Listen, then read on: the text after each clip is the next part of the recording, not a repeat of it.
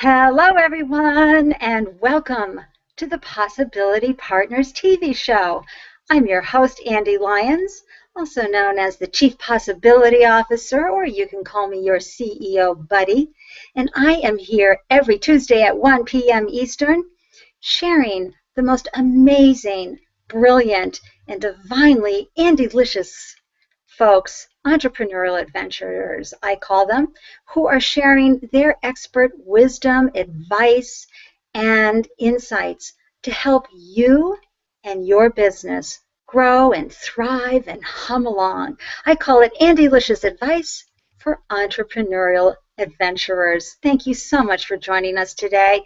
I'm really excited to share with you a favorite goddess of mine, and to chat with you about the power of practice and how to use it in a daily way in your life to enhance who you are in the world and to bring out the best in your business. So let me just take a quick second for us to say howdy do to, oh my gosh, the visionary leader herself, Goddess Lisa Engles.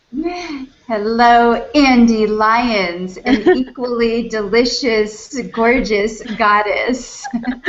Hey, Lisa, where are you hailing from today? I am in Oakland, California, in the hood. In the I like hood. to say. Yes. It's a beautiful day in the hood out in Oakland, as it is here just north of Boston, where I'm hanging out. It's a town called Andover, but as we say in Boston, we say Andover. So it's always funny. Hi, Andy from Andover. But that's a Boston accent. Anyway, so Lisa, I'm going to share a little bit about your background with everybody in case they don't already know how amazing you are.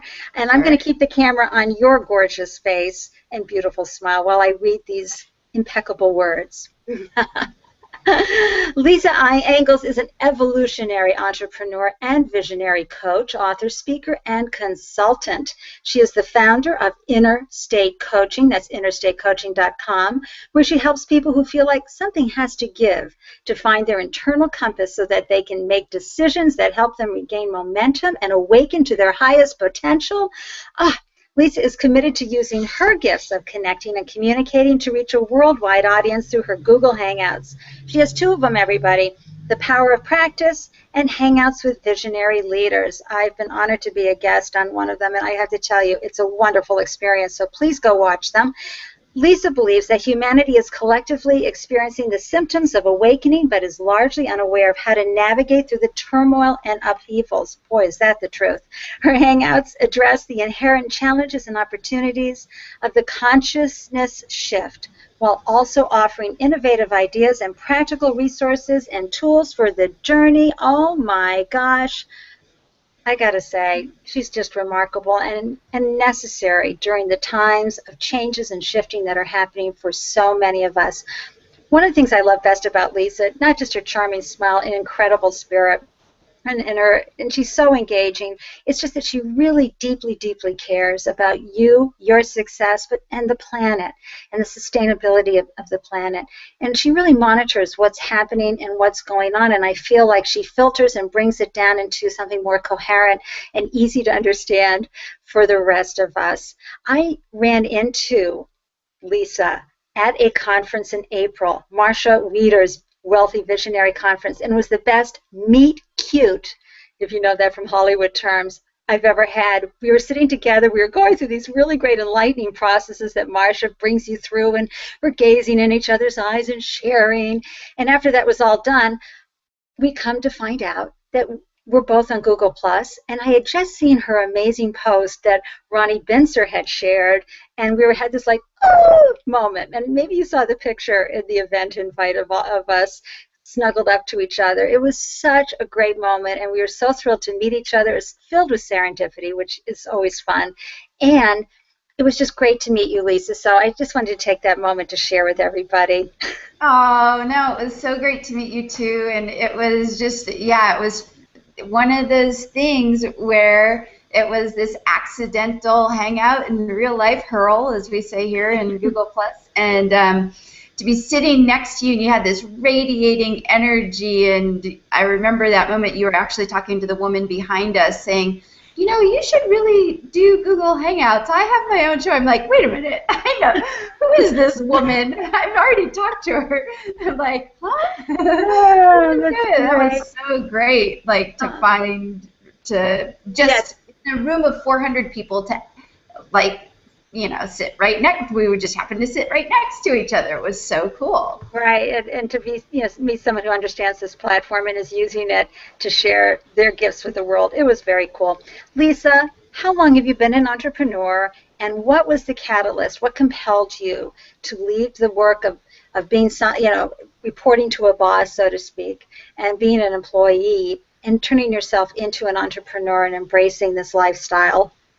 That's such an interesting question, Andy, and I know you said, I'm going to ask you that, and I thought, well, this is going to be a good one, because the thing is that I sort of stumbled into being an entrepreneur on accident. And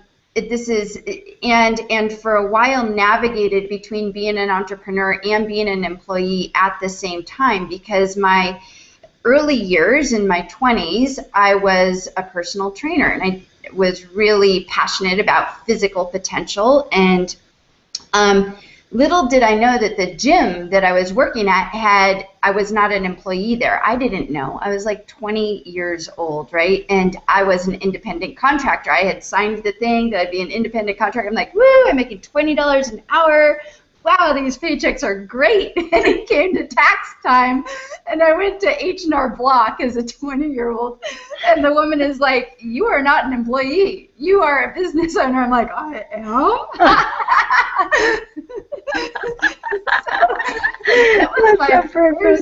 That was my first experience of being an entrepreneur, and then throughout my 20s as a personal trainer, you sort of do navigate your way, because in those days it was Gold's Gym, Powerhouse, it was these types of places, or really high-end places, and you always had to be an independent contractor. Very rarely were you an employee. So I had a couple of stints where for a little bit of time I was an employee at high-end personal training places as well, but for the most part I was an independent contractor business owner, stuck in a employee mentality mindset. I had no clue. Then that's why I say I was an accidental entrepreneur, until I really figured out in my head, oh, okay, you actually have to be a business person and figure out your taxes and how you're going to promote yourself. And so how did you make that shift? How did you embrace the fact, oh, okay, I'm a business owner and I need to embrace, of course, I'm always saying to people, you need to embrace sales and marketing and, of course, the numbers. It's all part of your mission as an entrepreneur. How did you go about that?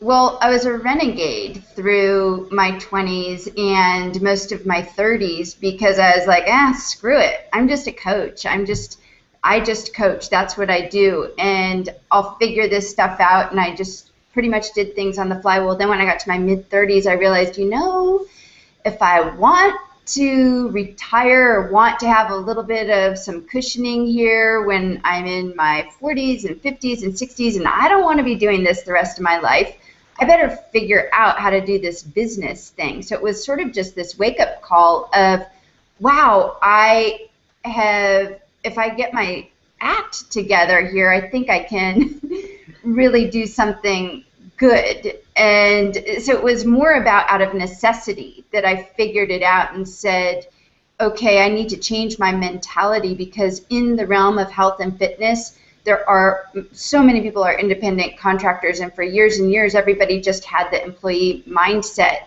And there was not much in that industry to help trainers and coaches on the business side. Now that started changing about a decade ago, but even still you go into that industry, and I have colleagues that I've had for years and years who still, they're independent contractors, they don't even have a website, they barely have cards, they don't have a marketing message, they don't do anything, and they are literally imprisoning themselves, is the way that I see it, into trading time for money. And that's not a very smart business person in my books. Now, well, you brought a very important part up that many entrepreneurs face in the challenge of growing their business and the exchange of time for money, and not seeing a bigger picture. Especially, you're happily going along as a solopreneur, but all of a sudden you get swamped with so much business, and you're thinking, now what do I do? There are so many wonderful methodologies and strategies that you can use to shift your own headspace around that.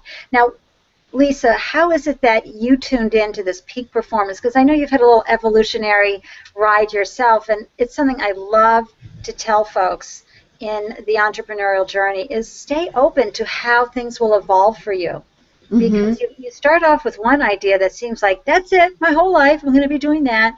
But as you grow and you learn and peel back layers, there's so much more out there for you that you don't know about. And so share your journey and how that happened.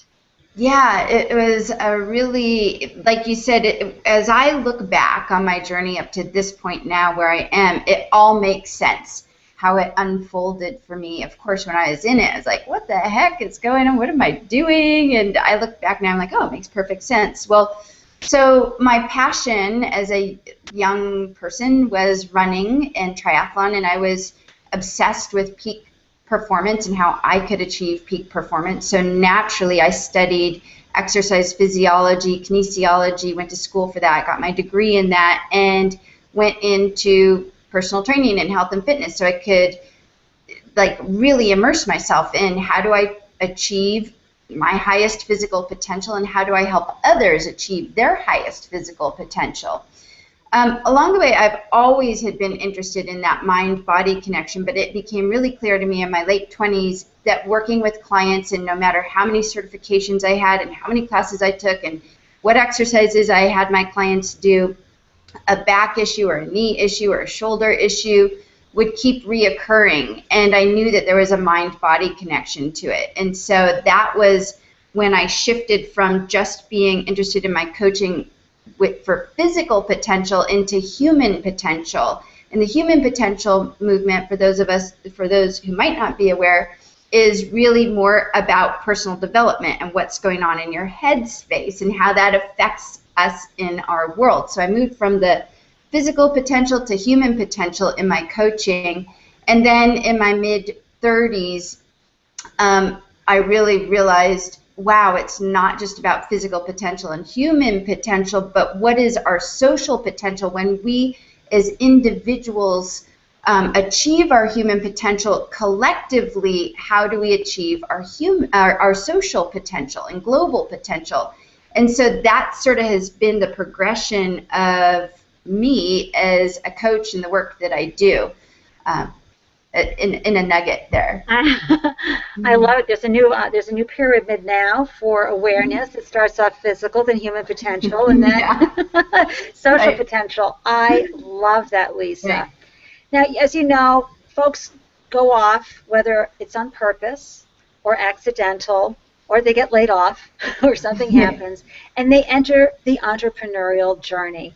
What do you think it is that inspires them to go off in this adventure? I mean, underneath the challenges and the constraints that may have pushed them into it, what is it in probably their human potential that allows them to embrace the Lewis and Clark within, or the Columbus, and to go out and pursue full expression?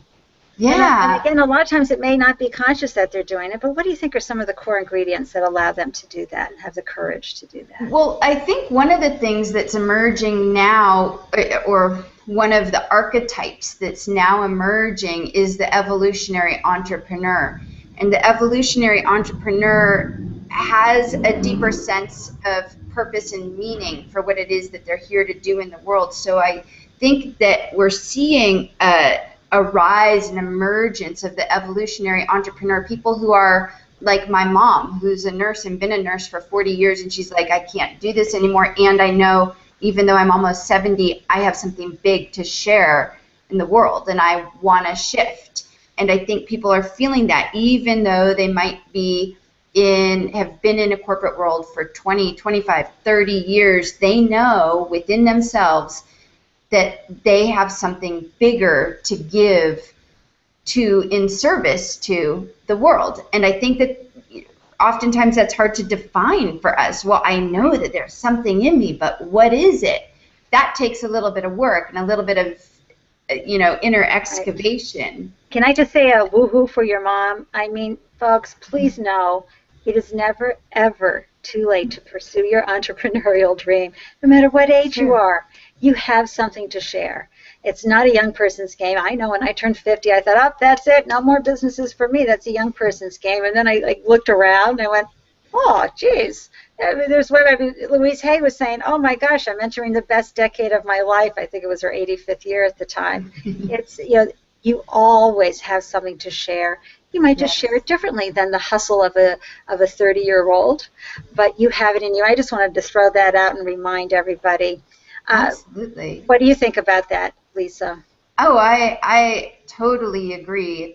Age is not a factor, and to me, being an entrepreneur, and what I would say again is this emerging archetype of the evolutionary entrepreneur can look so many different ways. It doesn't fit into the standard box that it used to fit into before. We can be as creative as we want in the way that we do our work in the world and thrive doing it. We can create our work so that it, as you were saying, so that our work fits into our lifestyle, not our lifestyle fits into our work, right? I mean, a big piece for me is I'm a mom, I'm engaged and getting ready to be married, and I have all these other things going on in my life.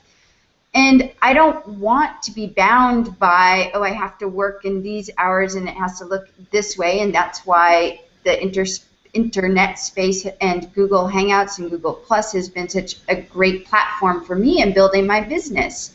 There's so many different ways we can do it. That's right. And I also want to encourage everyone to also remember this is not a Federal Express commercial, your business. It doesn't absolutely positively have to be built overnight. You do want to stay focused on your revenue model and your numbers and the potential, but also remember, as you get information, after you start your business, you're going to get information from the marketplace that's going to test you and question, why did I leave the safety of a desk job? And also maybe put your resume out. There are going to be those moments.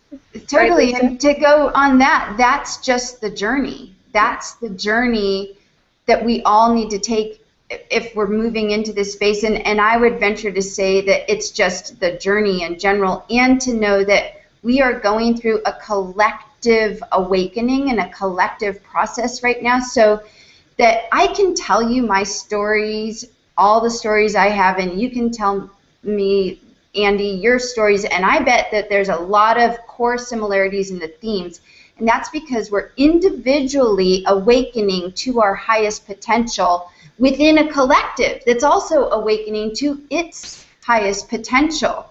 So that thought in and of itself, to me, is always comforting, that I'm not doing this alone, even though I feel alone. The evolutionary entrepreneur can feel alone at times when we get caught in its world of it's about me and me, as opposed to looking at the, wow, I'm in a collective experience right now. Right. Oh my gosh, how much fun are we having with Lisa Engles today on the Possibility Partners TV show? She's sharing my kind of Andelicious advice for entrepreneurial adventures, if I could say so.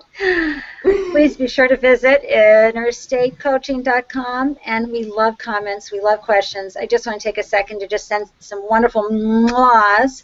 Of course, Tracy Baker, we know it's Tuesday in town for you, so I'm so glad that you're watching the replay. Thank you, darling.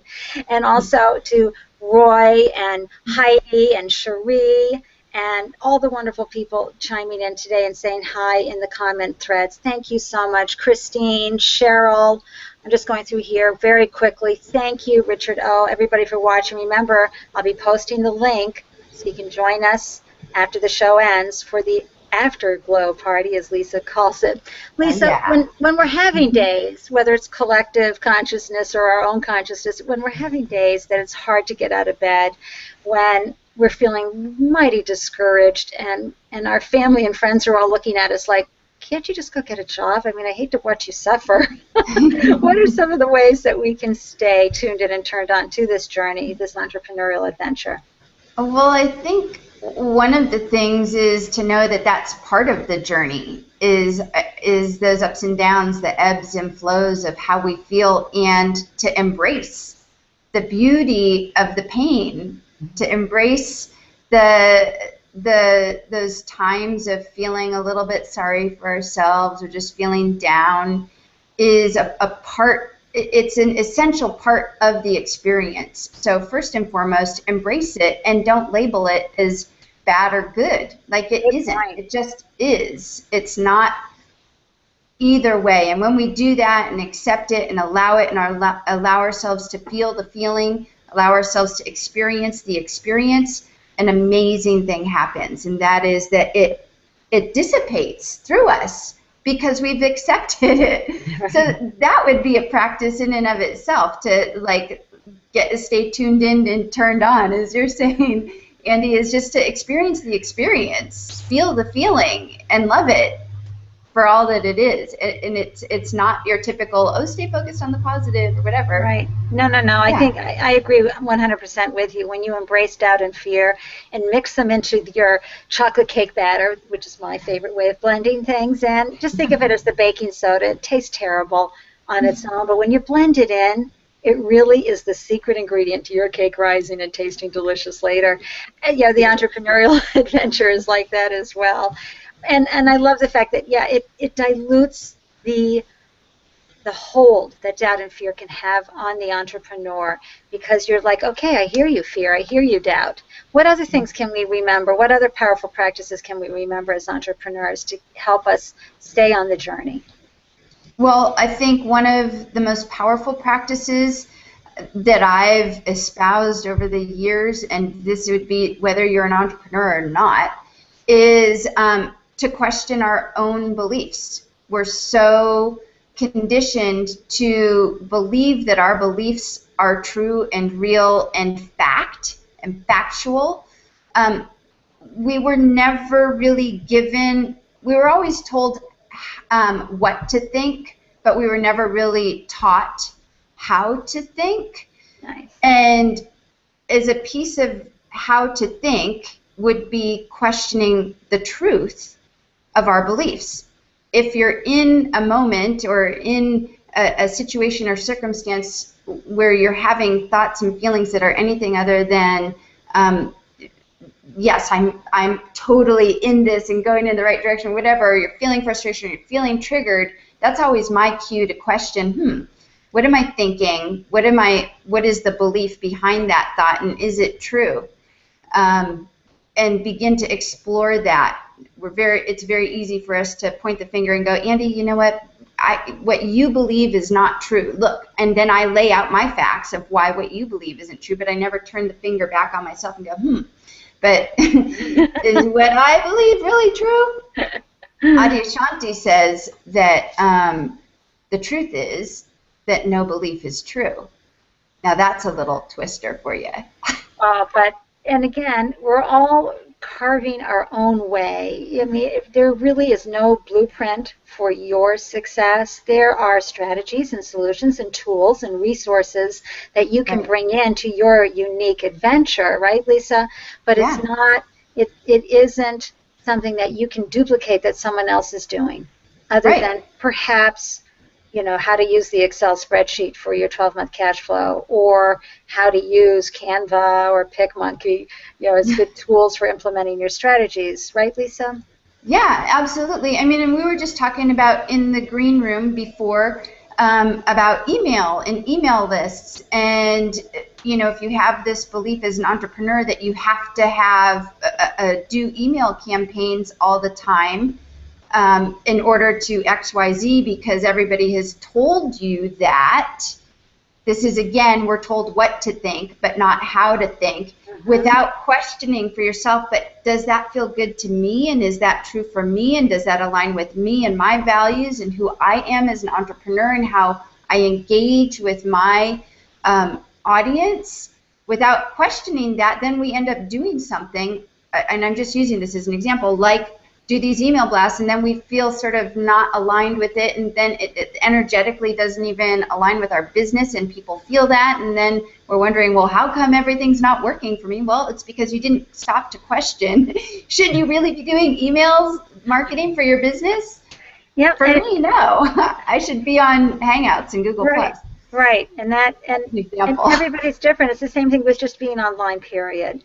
If you're finding that social media is a ghost town in all the platforms for you, no matter what you do, then go back out there in your world. Local is okay.